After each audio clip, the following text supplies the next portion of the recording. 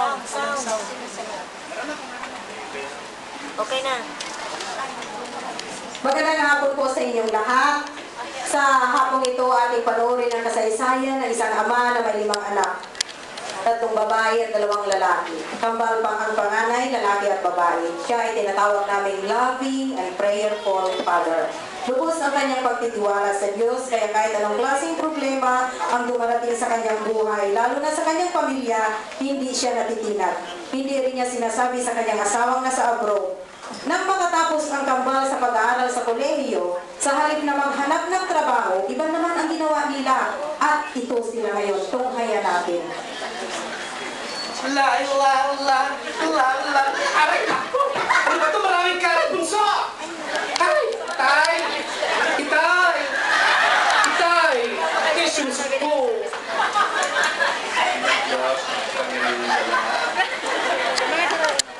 Itay! Tulungan mo ba ako mapagbago ko ang buhay ng aking anak?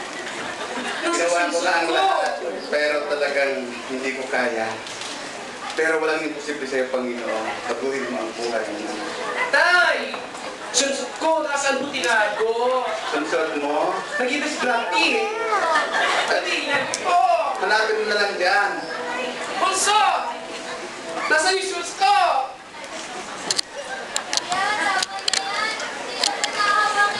Mahusin na hulog yung bunso mo!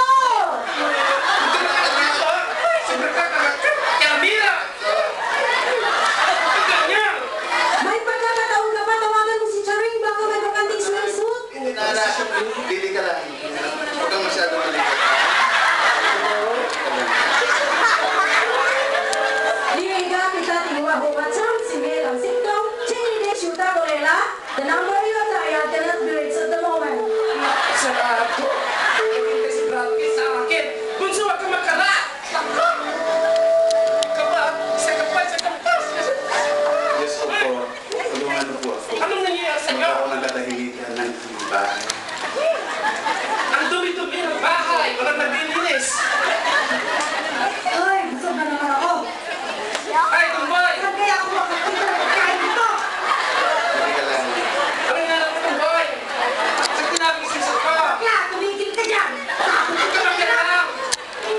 Bakla, hoy, tumigil ka! Iyan mo nga ang sakit! Gutom na ako ah! Nakuntang kita dyan. Tay! Hindi ka ba ba nakapagluto? Anak, sinisibig at paglilinis ng bahay. Yan kasi! Diyan ka magaling! Iyak ka, iyak! Wala ka na ng trabaho! Tumboy, tumigil ka nga! Maglabi ka nga! Maghanap tayong pagkain! Halos hindi alam ng ama kung anong gagawin niya, subalit pinagkatiwala na lang niya sa Diyos na baguhin ang kanyang mga anak ng kapwa. Pagkalipas ng 3 taon,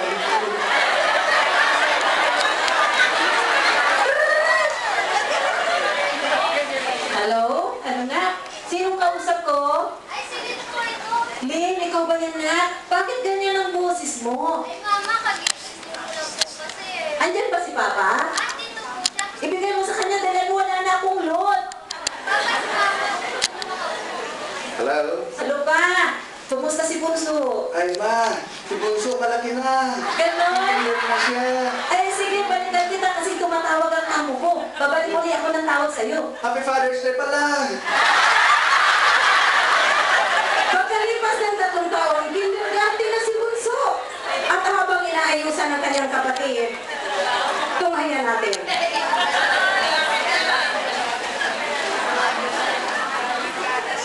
Tay? Anak, Tay, kamusta po? ito anak. Masaya ako. Nagbago ng palagay. Talagang walang imposible sa Panginoon. Tawarin mo kami, Tay. Yan. Talagang lagi lang tayong mananalangin. Salamat Walang po sa imposible sa Panginoon. Salamat po sa pagmamahal ko, Tatay, kami sa oras na pinagpinagaling Bunso! sa amin. Bunso! At lumabas pa si Bunso ah! Bunso si Bunso At kayo? habang nagkisiyan, 3 buwan na nakalipas. Ding-dong! Ding-dong! Si Bunso! Si Bunso! Pakibuksan si Bunso! Ay, sino na inay? Si inay! Uy! Sinorpresa tayo ng mama niyo! Wow! Bakit di ka tumawag? Dadating ka pala! Mukhang nagkakagulo dito. Ano bang selebrasyon? Ay, celebration talaga. Ano ba yun? Na, ito ang pinapanalangin ko na tayo magkasama-sama, i-reunion natin, at higit sa lahat, pinagbago ng Diyos ang ating pamilya. Tingnan mo si Kuya, Ito ba yung puso natin? kasi bunso.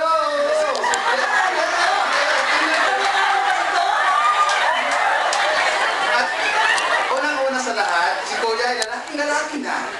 At saka si ate, babae na. Talagang napakabuti ng ating Panginoon. Talagang pinapakinggan lahat niya ng ating panalangin.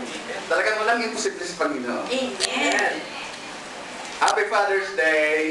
In the absence of a mother, tatay pa rin ang sumusubaybay at nangangalaga sa mga mahal natin sa buhay sa Pilipinas. Mabuhay ang